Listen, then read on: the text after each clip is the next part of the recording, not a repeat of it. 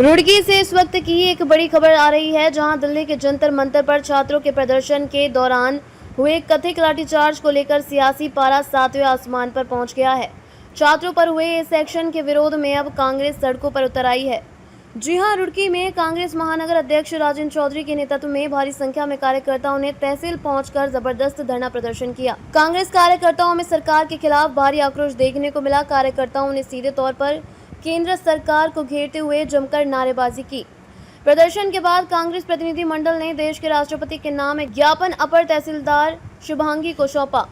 इस दौरान कांग्रेस महानगर अध्यक्ष राजेंद्र चौधरी ने केंद्र सरकार के सामने 5 बड़ी मांगे रखी। कांग्रेस की मांग है कि जंतर मंतर पर हुई घटना की निष्पक्ष जांच हो, छात्रों पर लाठीचार्ज करने वाले कथित दोषी अधिकारियों पर सख्त कार्रवाई की जाए, देश में लगातार हो रहे पेपर लीक मामलों की निष्पक्ष जांच हो, परीक्षा प्रणाली में पूरी पारदर्शिता ट्रांसपेरेंसी लाई जाए और केंद्रीय शिक्षा मंत्री धर्मेंद्र प्रधान तुरंत अपना इस्तीफा दे। सिर्फ राजेंद्र चौधरी ही नहीं बल्कि कांग्रेस के तमाम दिग्गज नेताओं का कहना है कि आज के युवा देश का भविष्य है, लेकिन सरकार युवाओं की जायज आवाज को दबाने में लगी है। कांग्रेस नेताओं ने साफ चेतावनी दी है कि सरकार को युवाओं पर लाठियां भाजने की बजाय उनकी समस्याओं का तुरंत समाधान करना चाहिए। बहरहाल छात्रों के समर्थन में उतरी कांग्रेस ने अब आर पार की लड़ाई का मूड बना लिया है। देखना होगा कि इस प्रदर्शन और विपक्ष के इस आक्रामक रुख पर सरकार का क्या जवाब आता है।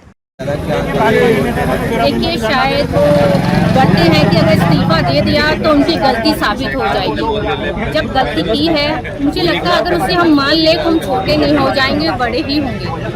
और बच्चों का दुख दर्द अगर बच्चे माँ बाप नहीं समझेंगे तो कौन समझेगा। आप जब हम आपको इतने ऊंची सीट पे बिठा रखा है, इसलिए बिठा रखा है ताकि आप समझो, आप बच्चों को समझो कि वो क्या चाहते हैं, आने वाले भविष्य को समझो, देश को समझो। लेकिन शायद आप अपने नशे में ज़्यादा चूक हैं। यही मांग दी गई है कि इस्तीफा दिया जाए, क्योंकि वो नहीं कर पा रहे। जिस सीट पे बैठे हैं उसके साथ जो न्याय होना चाहिए वो न्याय नहीं कर पा रहे। और नकल संबंधी कानून पास कर दिया गया, लेकिन लीक को पेपर हो रहे हैं, उसका क्या?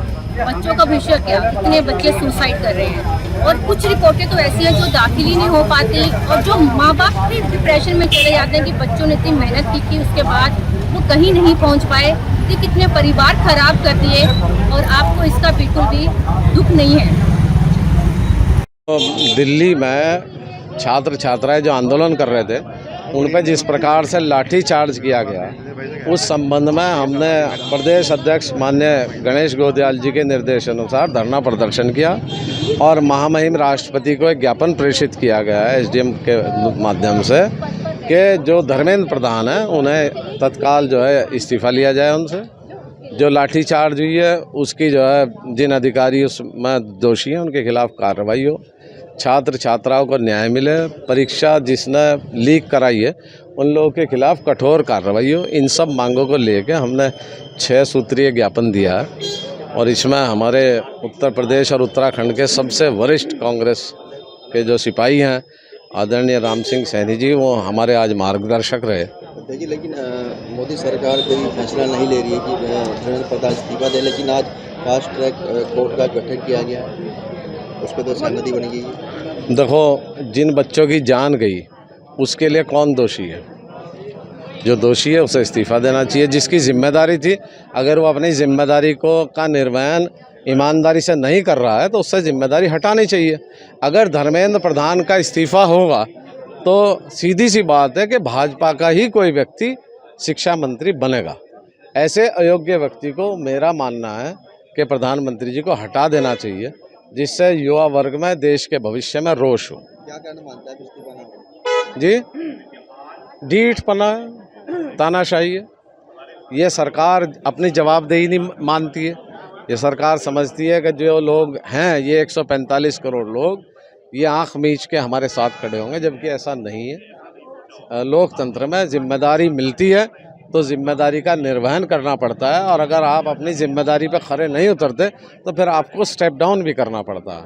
अगर कोई और प्रधानमंत्री रहा होता तो शायद अब तक धर्मेंद्र प्रधान को बर्खास्त कर चुका होता। ये बहुत दुख की बात है और प्रधानमंत्री जी की साख भी खतरे में है।